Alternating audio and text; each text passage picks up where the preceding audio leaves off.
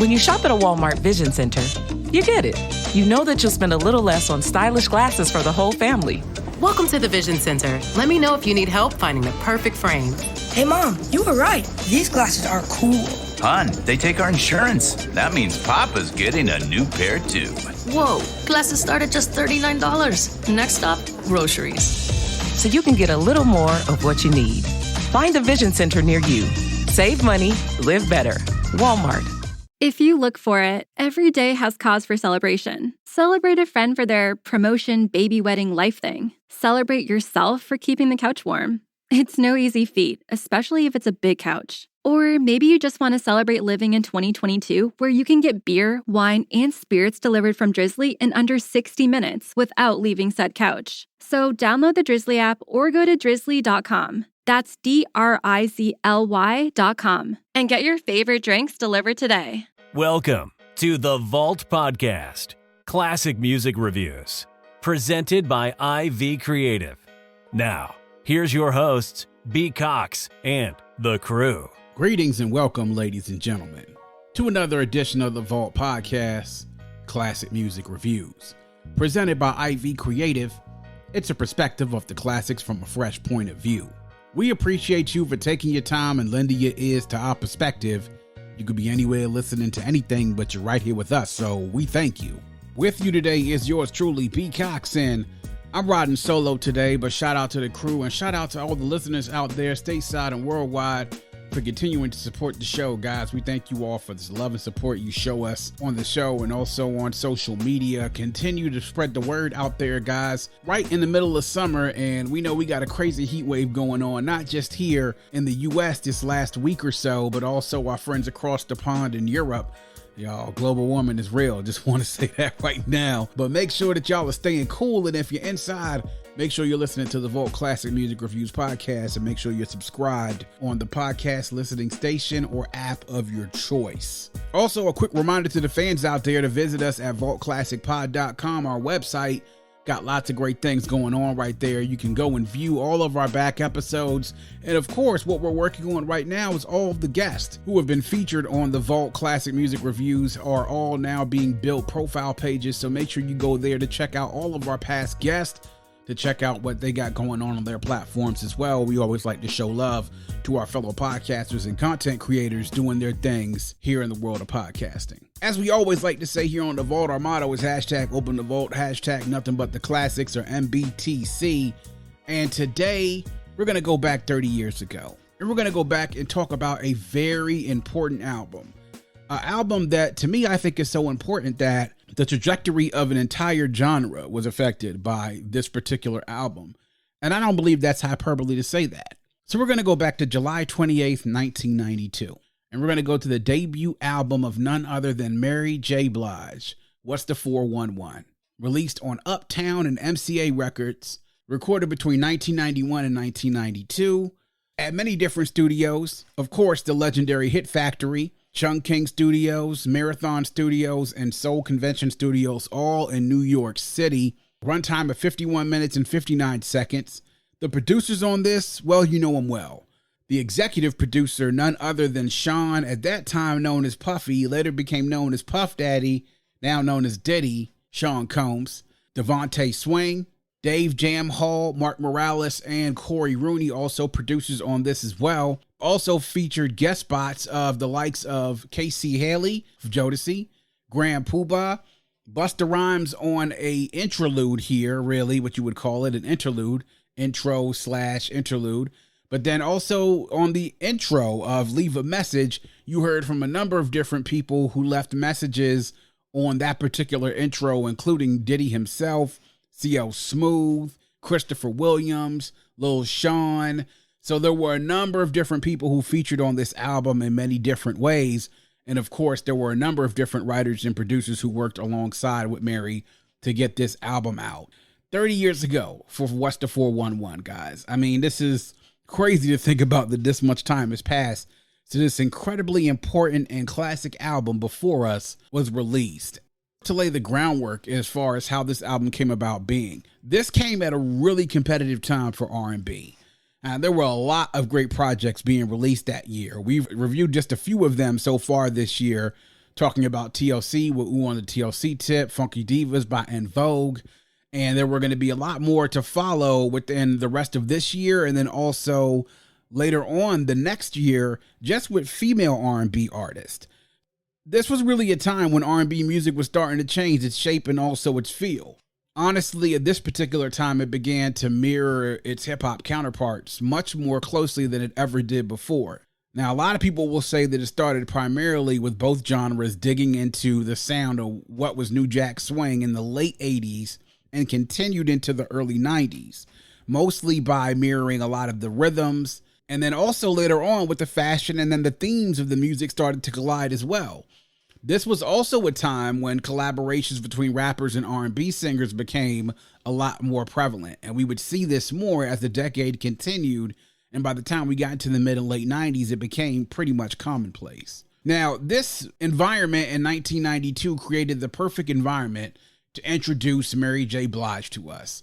Now, after spending a good portion of her time down south and then also coming back up to New York, Mary, after dealing with some problems and a lot of problems she dealt with at home, her story has been very well known to those of us who have been familiar with her in the 30 years now that she has been in the music industry and the things that we have known about her life, which makes her not only the person, but the artist that she is today.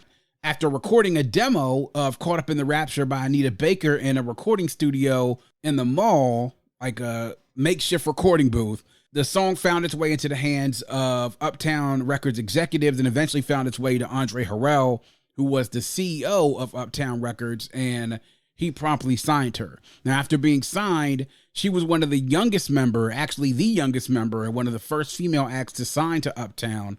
It was just a matter of her, I would say, probably being in the right place at the right time. Now, her signing and the production of her debut album was sort of starting to correspond with Uptown's Records peak at that particular time in the early 90s.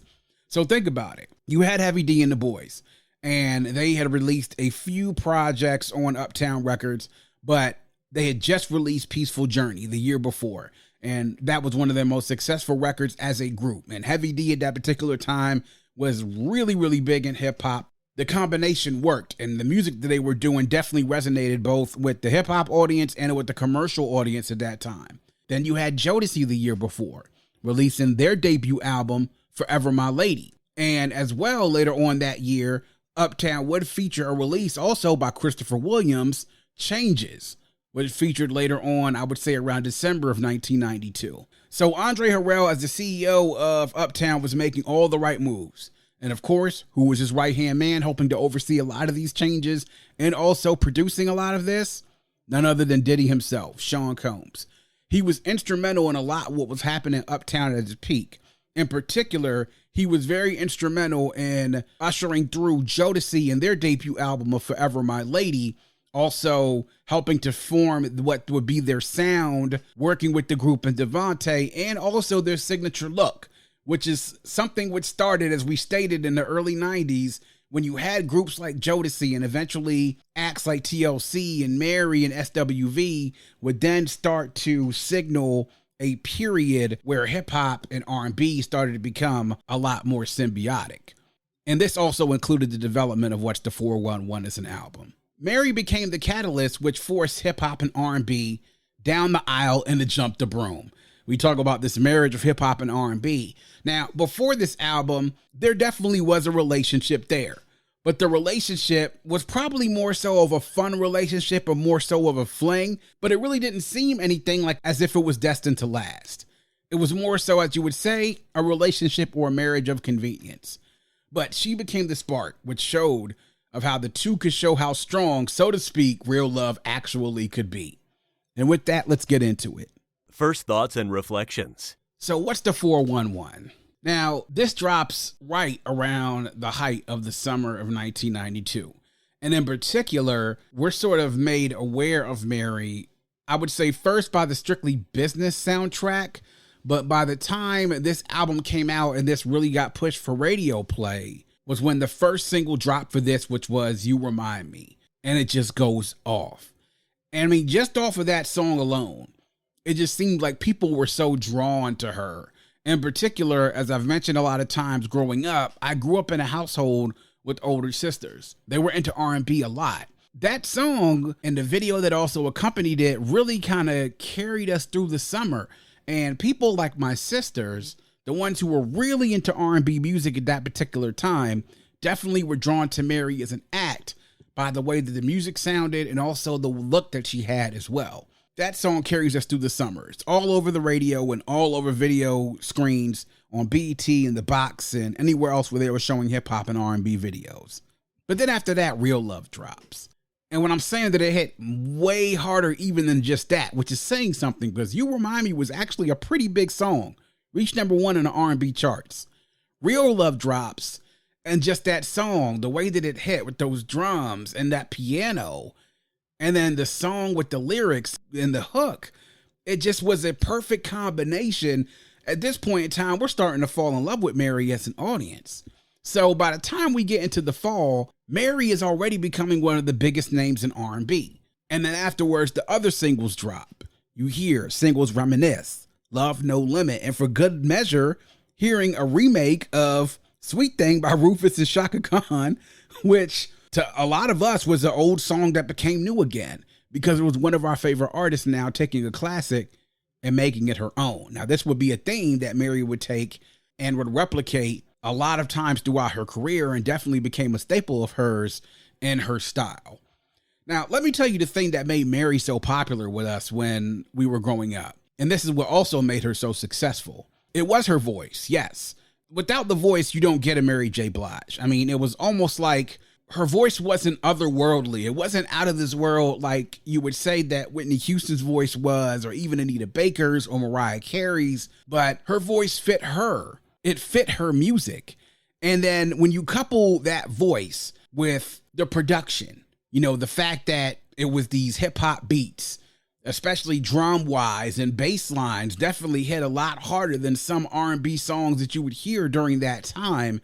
And you take that and couple it with the lyrics that were being written and the things that she was singing about were things that people could relate to. This would be something that people would hold on with Mary. The fact that her music, it made her relatable. But then you couple that with the look. I mean, it's the jerseys, the baseball cap, the bandanas. We talked about how Diddy was very influential in styling Jodeci and helping to get them with their look, to give them that edge that sort of would connect with the new generation that was coming out back then. It was the same exact thing with Mary. I mean, she was relatable. From the songs and the production and the lyrics, her voice, she was also a little bit hood. And she was pretty, very, very good looking. But she also looked like she would definitely get in your shit if you messed with her. So if you bundle all that up, that's what people connected with. It was the whole aura of Mary J. Blige. Like we talked about the whole thing about hip hop soul, and she became the queen of hip hop soul. She embodied everything that we took of what we loved about the R&B genre, and then took a little bit of hip hop into it and mixed it up. Take a little bit of Girl Around the Way, and Tough Girl Might Get in Your Shit, and it's a little bit scary, but damn, it turns me on. That's what made the aura up of Mary J. Blige. And it was a part of the landscape. You could see from the success of TLC, and then later on you would see it with the release and also the debuts of SWV, and then the next year with groups like Escape and Jade, that the look and the sound of R&B was evolving as the urban music industry evolved. And for those of us in the street who were listening to Mary, it was almost like we see one of our own homegirls sitting here who's made it. And when people try to ask me to explain what is it about Mary that makes her Mary, it's just her. All those things that I just mentioned is what draws us to her. And that's what you saw and you have seen from day one. What you have seen over the course of 30 plus years is the evolution of a human being growing and dealing with their struggles and the valleys and the peaks and everything else that human beings will deal with. And the fact that she has made herself vulnerable and also made herself accessible. And I would say that when it started with this is what latched us right onto her. It was definitely magnetic. I mean, absolutely magnetic. The biggest thing that I could actually say is that Mary was a blend of a singer that women wanted to be and that men wanted to be with. And even if they didn't want to be with her a la romantically, they at least was somebody that you knew that you at least wanted to kick it with, you know? So you take that and it's somebody that absolutely, when you talk about relatability, 100%. Highlights and lowlights, So the highlights, and there's no shortages of highlights on here. And just when we go into the highlights, I want to talk a little bit about the production and the overall direction of this album. This truly was an introduction of introductions. And we just talk about even just about the leave a message. And it's so vintage 90. It's the voicemail with the answering machine. I'm talking about the answering machine when you had the tape. And the tape had to click and you had to play it and rewind and then delete messages. And then you would get people leaving these messages and the beeps. And you heard all the voices on there. You heard Diddy, you heard C.O. Smooth, Christopher Williams, you hear Lil Sean, the editors of Sister to Sister. All these people out here pretty much wanting to get up with Mary because they heard about this album that it's so incredible, it builds some sort of anticipation. You get into the singles just to start off. And shout out definitely to all the producers on here who did their thing. I mean, we talked about Diddy being the executive producer, but the Tony Dofats, the Dave Jam Halls, the Mark Moraleses, the Cory Rooney, who did a lot of producing on here. But then you also had the Devante Swings, who produced a track on here, who wrote a song on this. Then, of course, a writer on this. You had Dave Hall doing some writing, but then also you had Kenny Green doing writers on this. Kenny Green of Intro fame. And we'll get into him in just a second. From 3 to 6 p.m. Monday through Friday, Buffalo Wild Wings Happy Hour has beer, cocktails, and bar food for $3 to $6. It's the perfect way to offset a long day. Text that hilarious joke about your boss to your boss. What? No. Try a $4 Coors Light Tall. Set your morning alarm for 6 p.m. That calls for $5 strawberry margaritas. So if you ask your phone why you're still single and... Seriously? Head to Buffalo Wild Wings Happy Hour from 3 to 6. At participating locations, taxes and fees apply. Dine in only. Drink responsibly. Offers vary by location. Void where prohibited.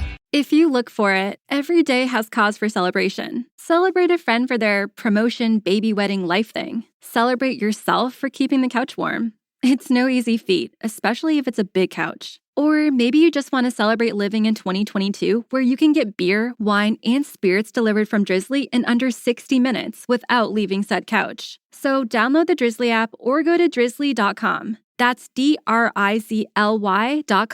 And get your favorite drinks delivered today. There's no shortage of highlights on these. And what I mean about the no shortage of highlights is that, I mean, this is one of those things we talk about. You press play and you walk away. First, getting into the singles. So you have the first single that comes out, which is You Remind Me. And as I stated, it went off when it first came out. It went off and it hit like a bomb. And it was a really, really big hit. It's a feel-good song. As a matter of fact, when Ebony and also a couple other publications covered What's the 411 at 20, Cory Rooney is the one that said that this is the song that prompted Andre Harrell to want to produce the Mary album and get it out ASAP.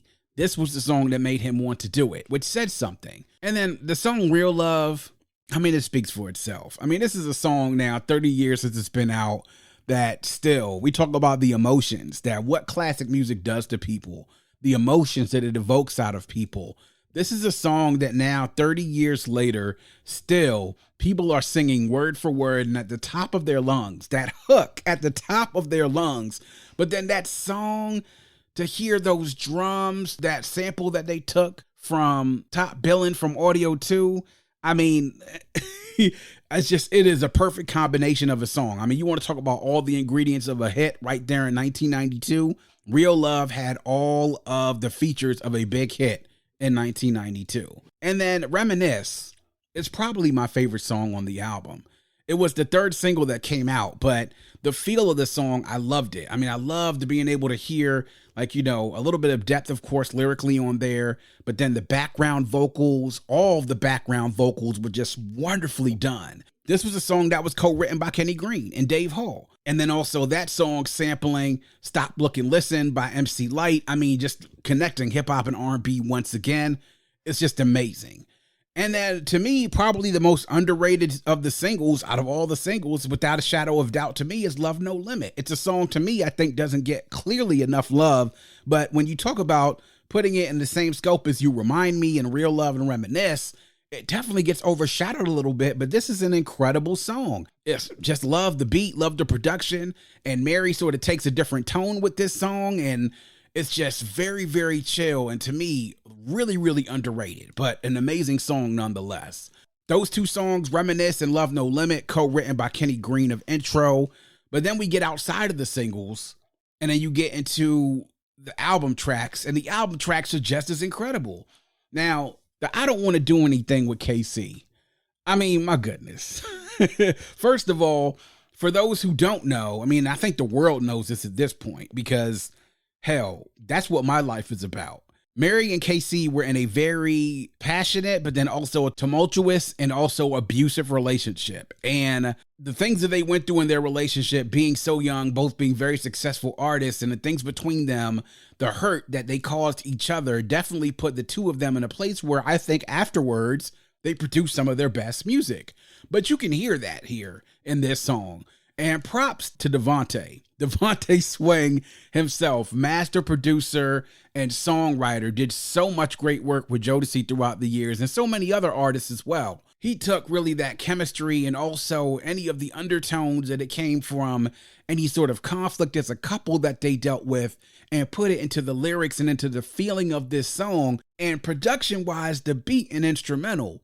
When I'm saying that Devante put his entire foot in the production of this song, he put his entire foot in the production of this song. Just so complex, so many different layers. At a certain point in time, the song switches keys and then gets back on this original key. Like, listen, Devante did his thing on this track, man. Definitely shout out to him for I Don't Want to Do Anything. And then you get into a track like Slow Down, which is yet another type of ballad, and you see another side of Mary sort of coming out. Like, it's not just the hip hop connected tracks with hard drums.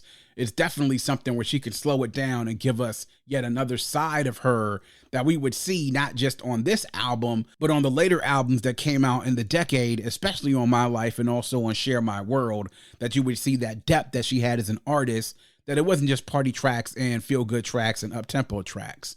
The penultimate song, Changes I've Been Going Through, just love that song because, one, of the messages, of course, but then that production with that beat, that sample of Make the Music With Your Mouth Biz. Come on, man. If you're a hip hop head, you gotta love that. This is definitely a Diddy, Morales, and Rooney combination. You gotta love the hip hop connection there. And then, of course, What's the 411 with none other than Grand Poobah? I mean, dude, this was the perfect way to end the album. Smooth Grand Poobah, very understated Grand Poobah with deft lyrical ability, and then not only that, but spitting game. I mean, that's what Grand Poobah really was the best at, when he was definitely spitting his game, and it was the perfect sort of match to get someone like that on a track like this with Mary, who also brought out her rap alter ego on this and spit a verse. Like, that verse from Mary was so dope that if you would have taken Mary and switched it up with MC Lyte and that verse would have been there, golden. Like, it's almost like you could switch the two of them and it would be just as good. But then you add that to the end of the song with the R&B part, with Mary singing and giving that very special part, that, you know, interpolation from Deborah Laws. But then the sample with that song of Pride and Vanity and that bass line from What's the 411, that like, come on, man. It's still one of my favorite closing tracks to close an album, especially an R&B album. And loved having Grand Poobah on that track and really making that full connection, though we're marrying R&B and hip hop together to create hip hop soul. This is really something that brings it all home, especially on this album. Those are my highlights. And if you're wondering where my lowlights are, where there aren't any, I mean, the only thing that I would have to nitpick a little bit about would be the intro talk interlude with Busta Rhymes, where Busta's sort of hyping up this album and doing his Busta Rhymes sort of, you about to witness this, you know, y'all know how Busta does.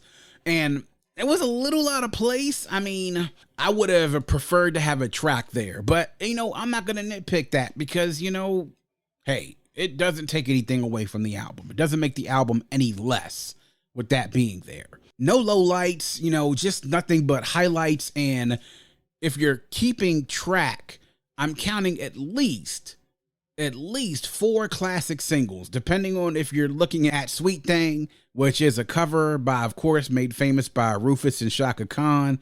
I'm counting at least 4 classic singles. At least 4 classic singles, and you could possibly say 5. But then you can get into My Love, which is yet another highlight on here as well, which wasn't necessarily pushed as a single, but did peak on number 23 on the charts, despite not actually being a single. Yet again, another Kenny Green song. So crazy, man. Absolutely crazy. Final verdict. So, look, there's no drama here. You already know what I'm about to say. This, I mean, What's the 411 is an album that launched Mary's career. As a result of this album is now a triple platinum album. When she went to the Soul Train Awards in 1993, she won Best New R&B Artist and Best R&B Album. Considering the time and the environment in which it was created in and the competition that was there, it's a huge achievement. Now, since then, we've known Mary's career. We know what she put out afterwards. My Life followed 2 years after this. Share My World 3 years after that. A couple other albums afterwards. The Mary album. No More Drama. I mean, we can keep going down the list. It's now 14 albums that Mary has done. And every single one of the albums that she has produced a hit. I mean, the career that she launched off of this album became one of the more legendary careers in the R&B genre and in the music industry overall. All of her albums have reached top 10 in the Billboard 200, including 4 of them being number 1.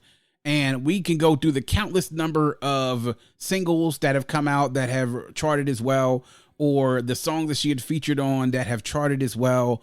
I mean, we can keep running down the list and we'll be here all day long. She is responsible for maybe not necessarily the creation of a subgenre of hip hop soul, but of helping to make it popular. She's also responsible for being the inspiration of so many different artists that point to this album, either as an influence or as the album that got them into Mary in the first place. And that cannot be ignored. This album was so successful that they released a remix version of this album the next year in 1993, Uptown Records did, featuring many different hip-hop remixes or hip-hop bass remixes of songs on the album, including the Real Love remix featuring Biggie, also the What's the 411 remix featuring KC and also Biggie, the Reminisce remix featuring CL Smooth, which is so perfect because what you got on that Reminisce remix with CL Smooth is you got that vocal sample that when you think about the word reminisce brings you back to the one track that you associate it with. Not just this one, but when they reminisce over you, my God. And that sample was featured in that remix. You also had the Love No Limit remix featuring Kid Capri, and then You Remind Me remix featuring Greg Nice of Nice and Smooth. I mean, you want to talk about like so many different things that came out here. My Love featuring Heavy D, You Don't Have to Worry featuring Craig Mack. I mean, there were production on the remix album by Teddy Riley, by Daddy-O, by Jesse West, and also another remix by Devante Swing of I Don't Want to Do Anything. The fact that an album can be remade and remixed as a whole just only speaks just to the versatility of that album and also to the depth that album has. So what is it? Of course it's a certified classic. I mean, what else would it be? Spoiler alert of the year. It's a certified classic. 30 years later, it definitely is an album that helped project the marriage of hip hop and R&B right down the aisle to jump the broom. And it was something that wasn't a marriage of convenience, as I mentioned earlier. It was definitely a marriage that sparked one of real love. And it's an album that helped make Mary J. Blige not just an R&B superstar, but eventually a music icon now 30 years later. As we saw her perform at the Super Bowl earlier this year, she's still going strong after all these years.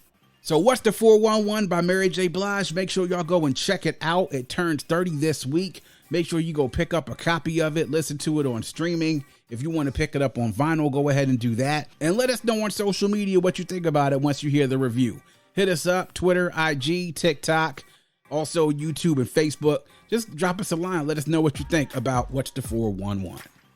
And that is going to wrap up yet another edition of The Vault. Please make sure you are visiting us at vaultclassicpod.com.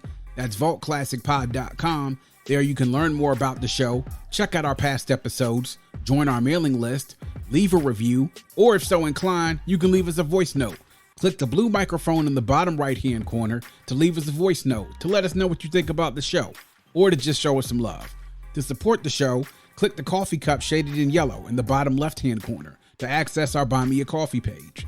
On Buy Me a Coffee, you can give a small monetary donation to support the show to ensure that we can keep the vault open for many years to come. You can also visit us on social media. at Vault Classic Pod on IG, Twitter, and on TikTok. Also hit us on YouTube and our Facebook page. Like and follow us on social media, subscribe to the pod and the YouTube channel. We do it here all for you. We appreciate the support, and if you have a friend, tell a friend, and make sure that that friend tells a friend. Always remember to keep your headphones on and your music loud, but not too loud. And as we close, we'd like to remind everyone to dream big, because dreams are the basis for creation. Always create, motivate, and elevate, because you were never destined or created to stay stationary or ordinary in this life. And on that note, we say peace. Thank you for listening and coming into The Vault. Please subscribe and visit us at vaultclassicpod.com. That's vaultclassicpod.com. When you shop at a Walmart Vision Center, you get it.